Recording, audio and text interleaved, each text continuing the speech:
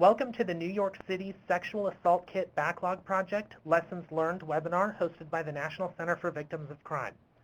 To begin today's presentation, I would like to introduce Ilsa Knecht, Deputy Director, Public Policy for the National Center for Victims of Crime. Ilsa?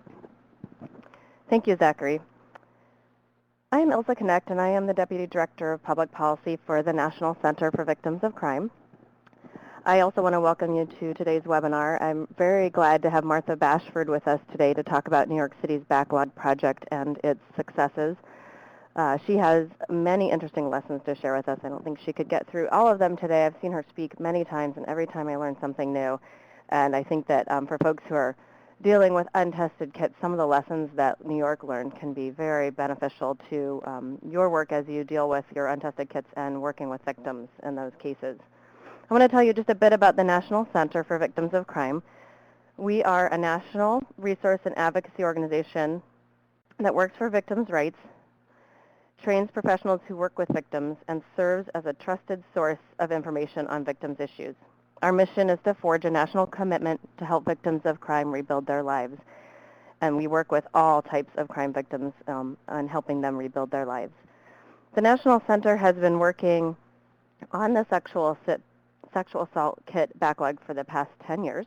And we are very grateful or very thankful to say that we are seeing much progress in this area in many communities.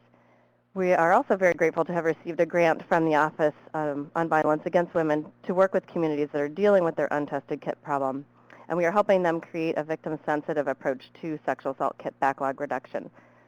Under this grant, we are providing training, such as this webinar, technical assistance, for example, with creating a victim notification protocol and creating an online resource collection that will include policies and protocols regarding victim notification and other aspects of working with victims in untested sexual assault kit cases. We are also obtaining perspectives from victims. In February, we held a roundtable with 11 survivors from across the country in cases where their kits had been untested for a long amount of time. And we learned a lot from them, and we wrote a report about what we heard about what worked in their cases and what didn't, and what kinds of concerns they had in terms of victim notification and how to work with victims in these cases. So we wrote that up, and that is on our website. This is our website. I also want to mention that a brief report about eligibility for victim compensation in old cases is also on our website, something that we've added newly. So if you're working with victims in these old cases, you might want to read through that report, because what we found from our victim survivor roundtable was that most of the survivors had never been told they might be eligible for victim compensation in these older cases. So we have a load of information about the use of DNA in the criminal justice system on our website at victimsofcrime.org/DNA. I encourage you to check that out. We've been doing work in the forensic DNA arena for many, many years now, so we have a load of information and archived webinars there as well. Okay, I want to go on to introducing, I want to mention, first of all, after the webinar, please fill out our SurveyMonkey evaluation. It will, I'm not sure exactly how it pops up on your screen, but you'll see an address. It's also listed here. If you can go to the SurveyMonkey and evaluate the webinar, that's very helpful to us and our speakers. Okay, I want to now introduce our most accomplished speaker. Martha Bashford is a prosecutor in New York County District Attorney's Office and has worked there for 33 years. She is the chief of the Sex Crimes Unit, which has over 60 lawyers and was the first of its kind in the country. Previously, she was the co-chief of the DNA Cold Case Project, which was begun in 2000 using DNA technology to investigate and prosecute unsolved sexual assault cases. In that role, she worked with the New York City Police Department on their Backlog Project, which she will talk about today. Martha has lectured across the country about her experiences establishing a cold case unit and reviving cases that have been dormant for many years. In 2007, she was named one of the 50 most powerful women in New York for her work in ensuring that those who committed previously unsolved sexual assaults are identified and brought to justice. And I can say, just from hearing Martha speak and knowing the work that she did on this project that she very much deserves that award. So I will now hand over the floor to Martha. We also will be taking questions after Martha speaks. You can send them in at any time, but afterwards she'll be answering questions. So, okay, handing the floor over to Martha now. Ilsa, thank you very much for the introduction. I wanted to talk about how New York City handled its backlog project. As far as I know, it was the first in the country to do such a massive project. I always hate to say first in the country because someplace has probably done something similar sooner than you had thought you had. Before I get into the meat of it, though, I want to say thank you to the Chief Medical Examiner's Office, our Forensic Biology DNA Lab, NYPD, of course, and our District Attorney, Cyrus Dance, Jr., for letting me do this. Our backlog project, I wanted to give you just a sense of the scope of what New York City was facing. And before I do that, though, I wanted you to take a look at this kit. I don't know if you can see, we normally are very protective of victims' names, and I would have blocked this out, but a type of case that we dealt with, this particular survivor used an alias when she went to the hospital because she was involved in the drug trafficking industry when she was sexually assaulted, and her kit became part of a backlog. So to take a look at what we were facing, there were 17,000 kits untested citywide. The way our system is set up, Manhattan has its own prosecutor, Brooklyn has its own prosecutor, the Bronx and the other boroughs as well. So the 17,000 was across all 5 boroughs of New York City, and it ran for 9 years. Up to that point, although the kits were collected, they were only tested if you either had a known suspect already or if you suspected it was part of a pattern, because before the advent of data banking, there was nothing to compare it to. So a non-suspect, non-pattern case simply wouldn't be tested. For Manhattan, which is what I have data for, we had 2 kits from 1989. Again, kits were routinely destroyed without being tested after a certain amount of time had passed without an arrest. And you can see, as I go through the years, kind of the volume of the cases we were dealing with that we had to get analyzed. So that was the total for Manhattan.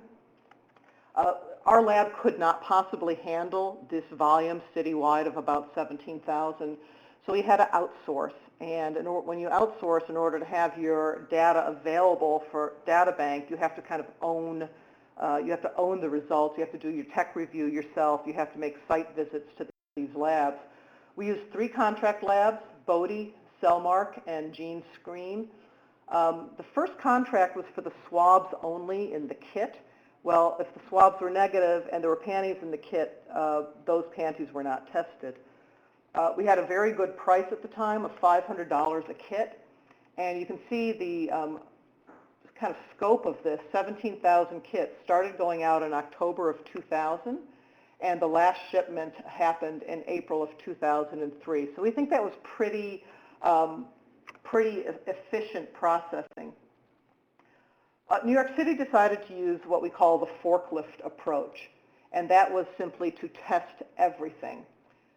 There was a very practical reason why we did that, because it would take too long to triage the kits. I know some cities are involved in projects now through NIJ and various grants where they're trying to triage, look at a sample of kits and decide how many kits they would want to send out for testing. We just did not think that that was possible. The reason why, we had so many, and the evidence was not barcoded. Our laboratory did not at the time have a LIMS system, so trying to actually sort through these kits would be like looking for a needle in a haystack. Also, we had a statute of limitations at the time. It was 5 years for sexual assault cases, but we could get an additional 5 years for a total of 10 if somebody's whereabouts were unknown. So under our case law, if you didn't know who somebody was, by definition you didn't know where they were, so we had 10 years. Since 2006, and partly as a result of the Backlog Project, the legislature has a limited statute of limitations for all of our first-degree sexual assaults. However, we still have associated crimes that have statute of limitations. A lot of sexual assaults take place in the context of a robbery or a burglary, and we can get consecutive sentences for those. So we do a lot of John Doe DNA profile indictments for these cases that have not yet been hit in a data bank within the 10 years. We found a lot of benefits of the forklift approach, and throughout this I'm going to try to go over what the benefits were, what the disadvantages were, things that went right and things that went wrong, because my colleague and I, Melissa Moore, just kind of felt like we were inventing the wheel. We didn't have a support network of people that were doing this that we could ask advice of. So to the extent we're able to help so that other people aren't reinventing the wheel all the time, I hope that's helpful. One of the big examples we got was corroboration. One case, an example of that, an older woman with slurred speech. The police department thought she was intoxicated when she reported the rape and that was why her speech was slurred. It turned out she was actually a stroke victim. Although there was some investigation, the case went nowhere and it remained unsolved. Then there was a second victim, a woman who would go downstairs every morning and feed pigeons, and she was attacked in her elevator after doing that daily routine. She reported the case. She moved out to Staten Island, which, if those of you are familiar with New York City, is as close to the back of the beyond as we have, and her case also went unsolved. Nothing linked the two together until DNA matched the two of them. And then we got a CODIS hit through the data bank to a convicted sexual offender who was convicted after trial and received a sentence of 20 years. So 2 cases is better than 1 case, and testing all of your kits can really help on that. It's also very helpful with cases with what I like to call compromised victims.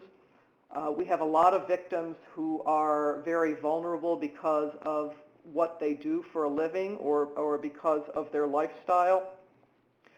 People in the sex trade are very vulnerable to being sexually assaulted. People who use drugs are very vulnerable to sexual assault because they often go places without thinking it through and go with people that they shouldn't.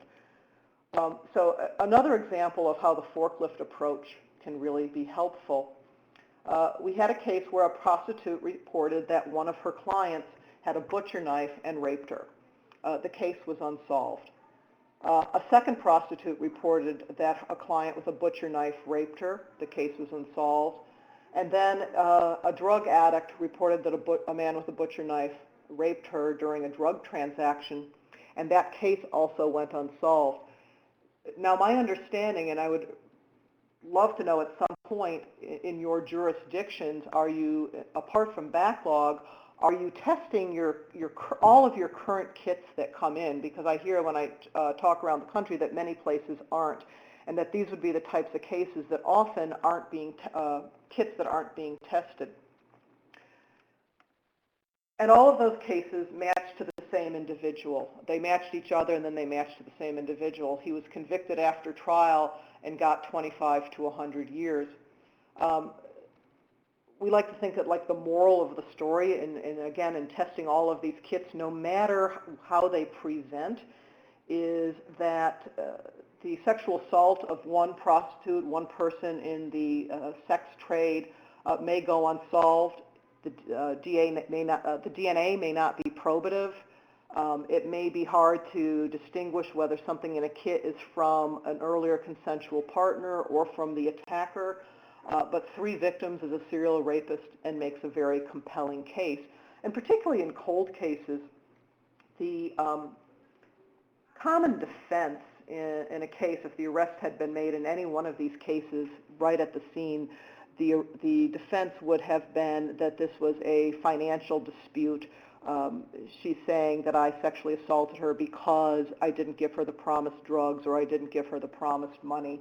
When these cases are solved after 5, 6, 10, 12, 14 years, the idea that somebody has held this grudge over a dime bag of drugs or over a $20 fee really falls apart. Another type of case where the forklift approach really helps, we had a current case, not a backlog case, where the defendant had pleaded guilty to a rape in Manhattan. And he was arguing that this was an aberration in otherwise blameless life and was looking for very minimal sentencing. And literally just days before the sentencing, we started getting results from backlog cases, and we found 5 other Manhattan cases and 2 Queens cases. We could not prosecute them because the statute of limitations had run, that 10 years had run. But because we knew about this, because those kits went out despite the fact that the statute of limitations had run, we were able to get a significant sentence, more than he was anticipating from the judge. Just an example of how many cases that hit. We've also found from looking at these cases that pattern rapists often go undetected. As we all know, witnesses' ability to recount descriptions varies widely from one person to another. We've seen cases that have been linked by DNA, so we know the same person did it, where the height is dramatically off, the weight is dramatically off, the skin color can be widely divergent, but we know the same person because of testing the kits did the same crimes. And here's one example. We got a recent national hit from an offender in Puerto Rico to 13 unsolved Manhattan home invasion and rapes. All of them had been barred by the statute of limitations. They all occurred in one area of Manhattan, but it was a very high crime time, and it's sad to say that a home invasion accompanied with a sexual assault was not so unusual and not so unique that they assumed that the same person did all of these. It also hit to a case in Queens and a case in the Bronx. Because the statute of limitations had run on all of these, we cannot prosecute this offender for any of these crimes, but we can provide the information to the parole authorities in Puerto Rico, where he is currently incarcerated, on, yes, another sexual assault. So cases barred by the statute can be very important, and I think we had the luxury of testing everything. I think in a lot of jurisdictions, when you're contemplating testing your kits, you're not going back to those ones that are time barred. And I understand the constraints, but it can be very, very useful. It's also very useful for acquaintance rapists. As you know, although what really gets the press is stranger sexual assaults, for the most part, I think it's something like 80% of our cases are sexual assaults between acquaintances. It tends not to be at the top of a DNA analysis priority. Sometimes the thinking is, well, we already know who did it, so what will DNA tell us? But we can also find undetected predators or pattern rapists. In one case, an acquaintance rape solved a stranger rape. A intimate partner sexual assault victim reported a rape by her husband, but as often happens in intimate partner sexual assaults, she ultimately decided not to go forward and the charges were dropped. We then had a stranger rape in Manhattan where the case was unsolved. We got a case-to-case match through CODIS, the DNA data bank. We knew who had committed the assault in the intimate partner case because he was named, and we were able to solve the stranger case because the intimate partner kit was tested, even though she had ultimately decided not to press charges. So testing kits with known assailants can also solve stranger cases. It can also tell you if you have a predator out there targeting acquaintances. We've asked our victims in time-barred cases to write parole letters where somebody is incarcerated so that parole authority trying to make a release decision has full information about what this person, the scope of this person's background actually is. That's been very successful. We've tried not to let any of the information that we've gathered through this analysis sort of fall by the wayside. As I'll go through, a lot of our cases were in fact barred by the statute of limitations, and that resulted in a lot of public outrage. The public outrage was transferred to Albany. our state capitol, and that led to a change in the law in 2006. So that was a really good side effect of testing everything. We were also able to populate our forensic database and link crimes and solve crimes. And because we had so many successes with good publicity from this, our legislature expanded our convicted offender database. As of August 1st of this past year, 2012, New York State now collects DNA from from everyone convicted of misdemeanors, penal law misdemeanors, and everyone convicted for any type of felony. So that's been a very big success as well. Another huge benefit of the forklift approach, and I don't know how you could even possibly put a value on this, is an exoneration. Michael Mercer was convicted of a stranger sexual assault and was convicted after trial. And I have lost my PowerPoint. Thank you. He was convicted after trial and served 12 years. His kit was sent out, the kit in that case was sent out only because we did the forklift approach. Had we been triaging kits, we never would have taken a kit where a person had gone to trial and been convicted and sent that out as part of a backlog project. But when we got the results back, Michael Mercer was in fact not the person. Arthur Brown was the person who had committed this particular sexual assault. His statute of limitations had run, but we were able to free Michael Mercer. We got the results from the DNA data bank on a Wednesday afternoon, and by the following Monday, Mr. Mercer was a free man. Again, that's a benefit of the forklift approach, and it can really serve justice. And we would not have been able to do that if we had done a triage. It's not all advantageous. There are some big disadvantages with the forklift approach, and I'm sure you already know what they are. Money. It costs a lot of money to test every kit. I still think it's worth it, but so I want to go through like what our results really were. I only have statistics for Manhattan. I'm sure the Bronx and Brooklyn and Queens and Staten Island have their own statistics, but I can only tell you what happened in Manhattan. We developed, from the kits that were sent out in Manhattan, over 1,300 of them had CODIS-eligible profiles. A little over 2,400 of them did not. And that's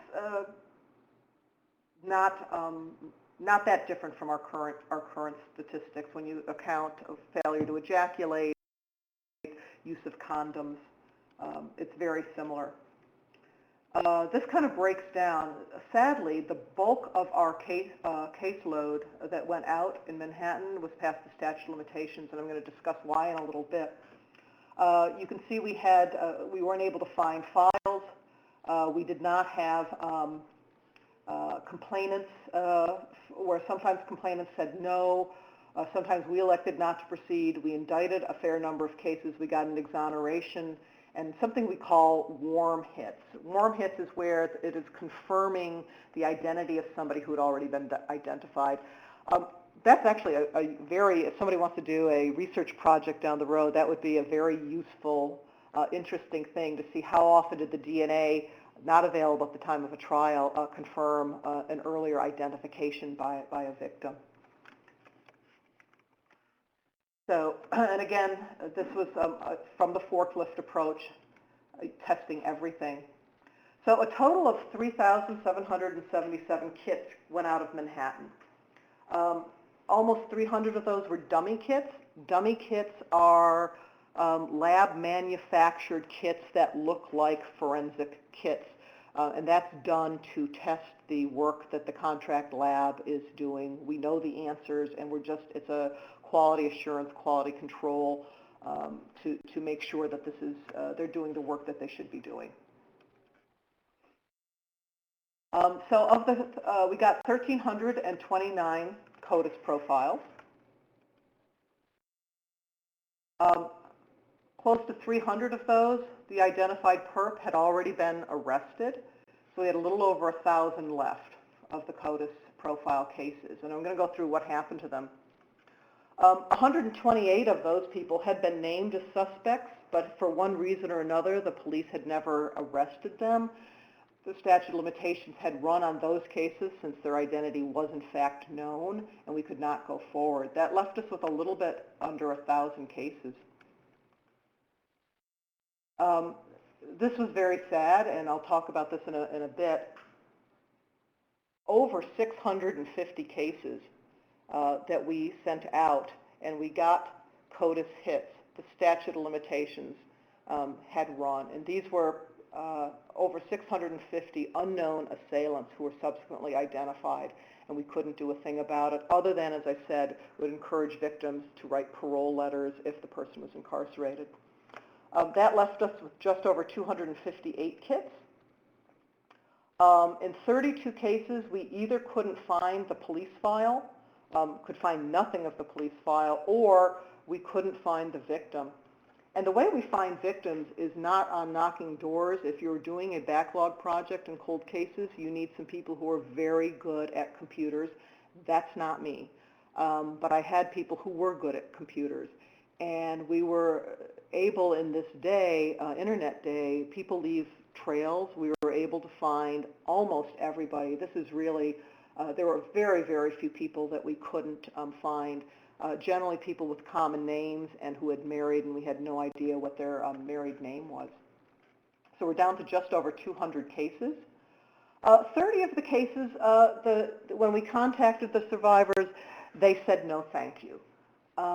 And we respected that decision. There were a lot of reasons. Some people had simply moved on and did not want to go back to that place. Some people had never told current intimate partners what had happened to them and did not want to bring that up and have to do that kind of sharing. Some people just simply were not interested in it at all. So again, we respected that decision completely, and that left us with just under 200 cases. 76 of those, the victim had either recanted or for other reasons we could not go forward because her credibility had been unalterably compromised back at the day, and that left us with 120 cases. 44 of those are still open. We have DNA profiles, and we're still investigating the results of those cases. We have not yet decided what to do. There are 29 cases where we don't have data bank matches yet. We hope to, but it's not conclusive. We can't do John Doe's. And a classic example would be a sexually active woman is assaulted by a stranger, and her kit was negative, but the sheets are positive. Now, we can't indict the profile developed from the sheet stain because we can't be 100% sure that that stain is from her attacker and not from an earlier consensual partner. If we get data bank hits, we'll be able to know that. So we got 49 indictments. And we'll tell you what happened to those, but a third of the kits got assailants identified through the backlog, which I thought was pretty amazing. I want to tell you what happened to the indictments. We had a 100% conviction rate, which we're very proud of. The defendants in these cases have received almost 900 additional years in prison. Some people were already incarcerated, often for sexual assault, when these new cases hit. Newly analyzed cases, they're old cases. We made a decision that it didn't matter what anybody was incarcerated for or how long a term they were serving. If we had a probative case with a willing, cooperative survivor and a DNA match, we were going to go forward. So we went forward on everything that we were able to. As I said, they got an additional 900 years in prison. We did a lot of John Doe indictments where we have not had DNA hits. I think we did something like 51 of those, and 18 of those have still not been identified. Some of those cases now are, the earliest ones are from 1992. So we have a number of people who have been waiting decades for justice, and we're hoping with our data bank expansion that's recently happened, we'll start seeing some matches on these. It's a very hard process. New York is a grand jury state, and it's not a hearsay grand jury like the federal system, so we actually have to call our survivors to testify in front of the grand jury as to what happened to them in order to stop that clock from running. And we had to tell them that we don't know what will happen. We don't know if your person will ever be identified through this DNA. The person might be dead. I'm a bit of a cynic. I don't think people tend to reform, so I think if they've done something like this, they're going to do it again. But we're hoping for a data bank hit. But if you don't want to do this, if we do get a data bank hit in the future, we won't be able to do anything about it. So I have 18 people who've gone through that process, testified in the grand jury, still waiting for justice. And every time we get hits, I keep looking for these particular 18 cases, hoping we'll get something soon.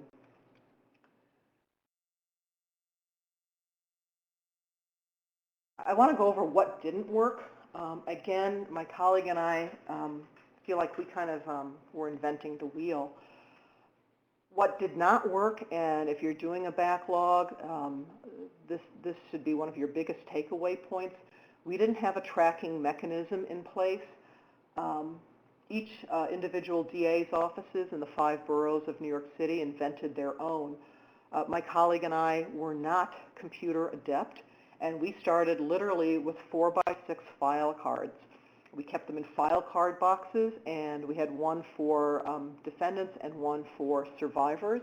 We were so bad that we used magic markers to color code the cards. We didn't even think of buying different colored file cards. Well, this quickly became very unwieldy. First of all, anytime anybody wanted stats, quarterly stats, we would have to pull out the cards and hand count them. It was a nightmare. We moved to an Excel spreadsheet, which was better, but still not ideal. So we got something citywide called DNA Hits, which is a program I really recommend to anybody trying to do a backlog project, or for that matter, keeping track of your current hits. DNA analysis costs money. Laboratories cost money. And you want to make sure you're getting bang for your buck. You want to make sure that the hits are getting acted on, that you're not losing the information, and that it's not falling by the wayside. So DNA Hits really helps us with that. I just want to spend a minute on that. We get simultaneous notifications, the prosecutors, with the police department. Our lab sends out notifications of all matches to us and to the PD at the exact same time, which is a huge advantage. If I'm traveling, I get the notification on my BlackBerry, and this is a real notification that we got a year ago. And you can see, since they put the system in 2006, we're on notification a year ago of over 10,000. It was 10,011. That's a lot of cases to try to keep track of. The BlackBerry email notification then has you sign into a secure center, which gives you a lot of information. This particular one is a offender hit from the data bank, followed by the confirmatory swab confirming the notification. And you can see we get the complaint number, the date of the incident, the date of the hit, the FB number, we'll get the victim's name, the defendant's information as well. It's a tremendous system, and what used to take me hours to do by hand counting, I can now run reports in about 90 seconds. What else didn't work? As I mentioned, the initial contract was for the swabs and the sexual assault kit only. The problem was, if the swabs were negative, there was often other evidence to test. So that led to Backlog 2, which was underwear often contained in a kit, and Backlog 3, associated evidence. We would see cases where, yes, the kit was negative, but when we looked through the actual police paperwork, we saw that the offender ejaculated on the woman's shirt, and the shirt had been vouchered separately. So we did 2 other backlogs afterwards. What else didn't work? The PD sent out the kits from 1995 and 1996 first. They began sending them out in the year 2000, and they were operating on the 5-year statute of limitations theory when we really had 10 years. If you're doing a backlog, please talk to your prosecutors so that if you have statute of limitations issues, you can all be sure you're working on the exact same page for this. We had, in fact, 10 years. So the kits from 1990 and 1991 should have been the very first ones to go out. Instead, those kits didn't go out until 2003. The statute of limitations ran on every single one of those, and some of them were just heartbreaking that we couldn't prosecute. What else didn't work? It became very hard to match the profiles developed from these labs to the actual cases. The police vouchers, when they have victims' names, often said KTD. That means known to department. It's to protect a victim's privacy. But we then wound up with a voucher that didn't have a name on it.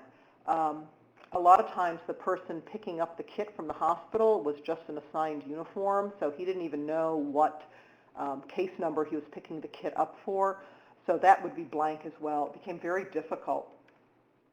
So what we had them do, the contract lab would then Xerox the front of the sexual assault evidence kit, which would give us the victim's name, the date, and the hospital where the victim was treated. Here's just an example. Instead of a victim's name, it says person known to this department. Not very helpful. We had to find the police files.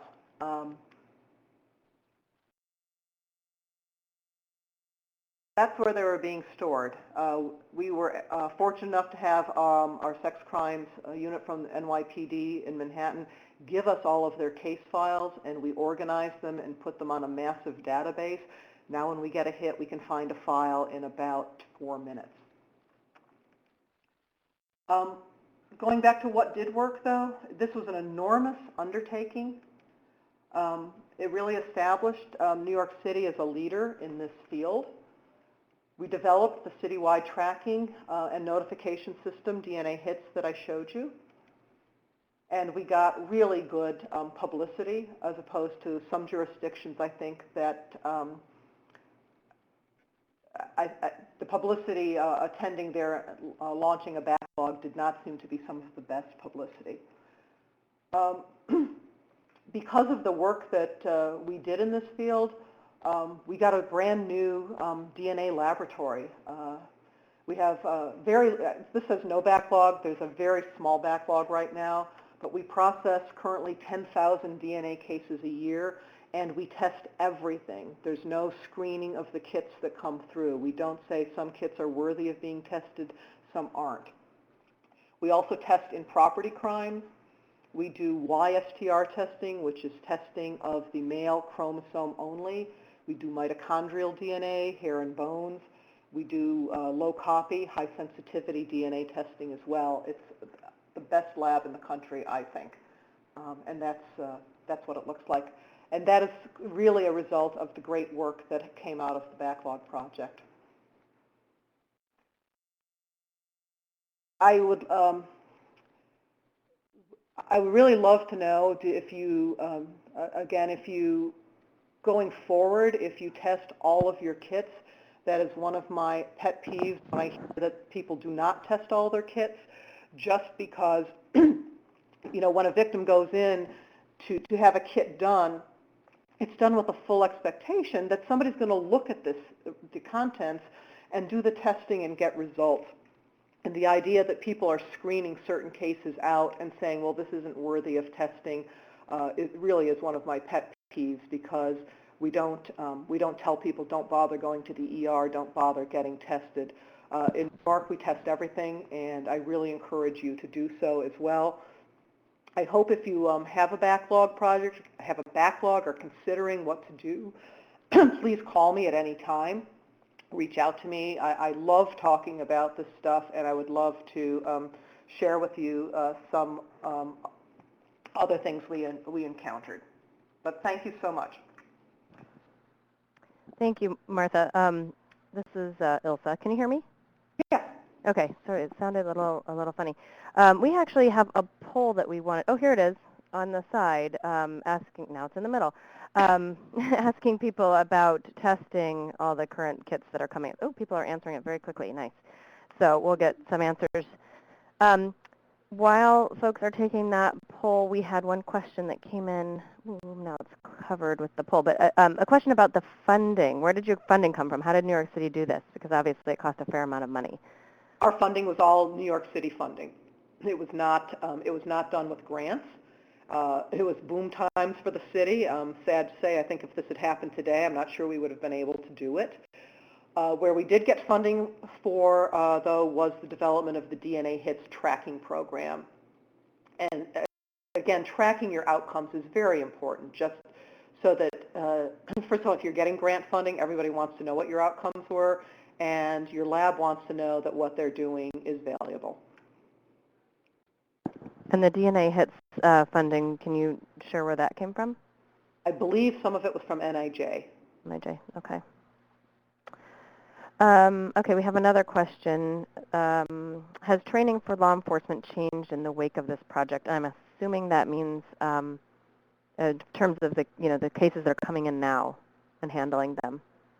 Well, our lab is actually an independent laboratory. It's not within the police department, and we test all the kits anyhow. But I think, had we not, I think the results of this backlog show that you certainly should test every kit coming forward, because you never know what you're going to find. I have these unidentified DNA profiles on really horrible, vicious attacks, and that person could be committing a domestic intimate partner sexual assault someplace in another state or another jurisdiction. If they're not testing that kit could solve my case.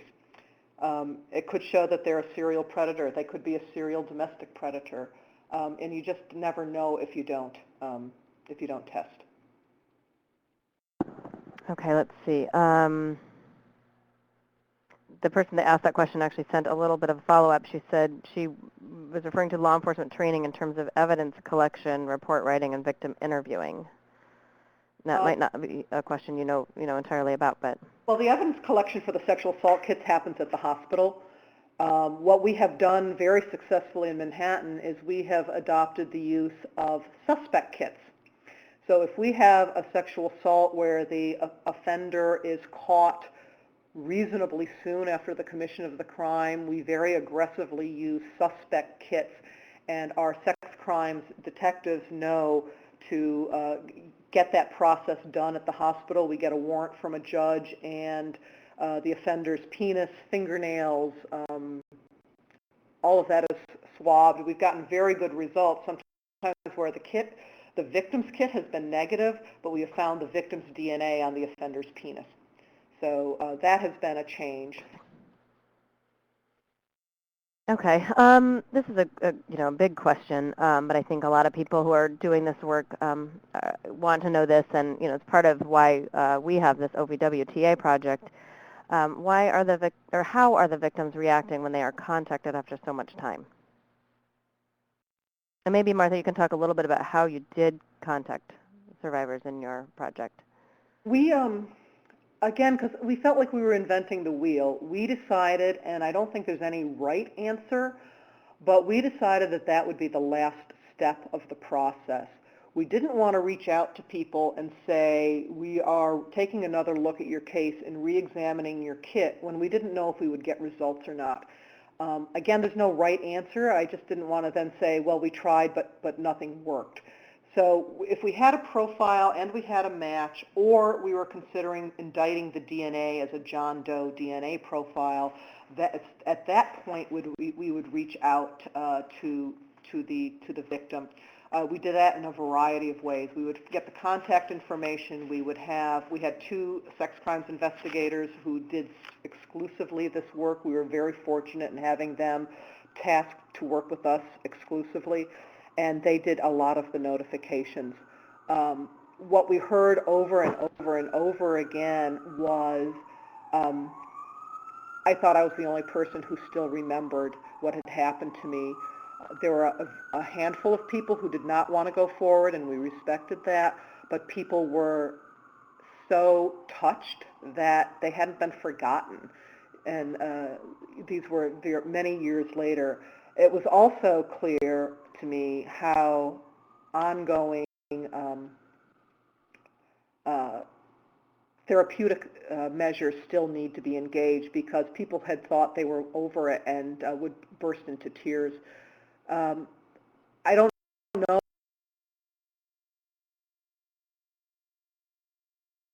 if, and so the people whose kits tested negative, we never did contact them.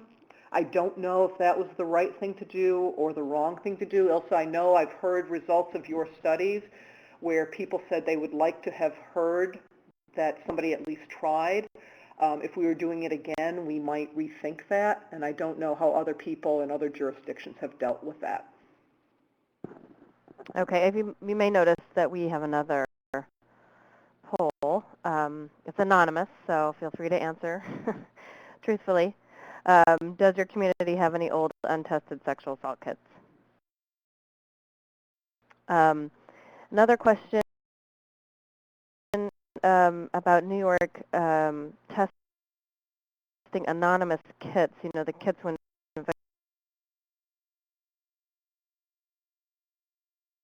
victim reports or goes for a sexual assault forensic exam but does not report to law enforcement. I'm guessing that the law that allowed that to happen, you know, came into effect after you really were done with your backlog.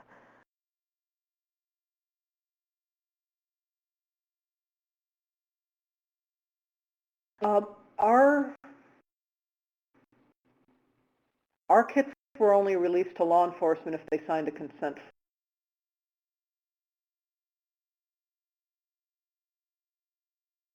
form. Okay.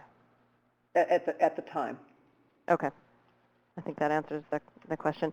I want to say we were also very, I know a lot of different jurisdictions have multiple police agencies that are responsible depending on where things happen. One huge advantage New York City had, although we have 5 boroughs and 5 different district attorney's offices, we only had 1 police department. So we didn't have to try to locate kits in village police, town police, state police, sheriff's offices, lots of different jurisdictions, which I understand can be very daunting. Okay, let's see. We have another one about the conviction rate. Are there any stats regarding the breakdown among known perpetrator, I guess, versus stranger? All of the cases that we indicted were stranger cases, because if it was a known perpetrator and they were known at the time, the statute of limitations would have run. We needed the full time. We needed the 10 years for the strangers. So we had a 100% conviction rate. Okay. Somebody asked how we are defining old in the poll question. I know that's a little vague, but you know, I think it partly will depend on what, in your jurisdiction, you know, when your statute of limitations runs out. So I guess I would say it's related to that. But a couple more questions are coming in. Another one about victim notification. Were the notifications done in person? Where possible, yes, but not always. Okay. But what we would often do, if we couldn't do it in person, because sometimes we weren't sure we had the right person. You know, we thought we had a good identification, but it's hard to be 100% sure. We would send a letter and say, if you lived on such and such a street, you know, in 1992, would you please contact me? I have information for you. And then we would arrange a meeting.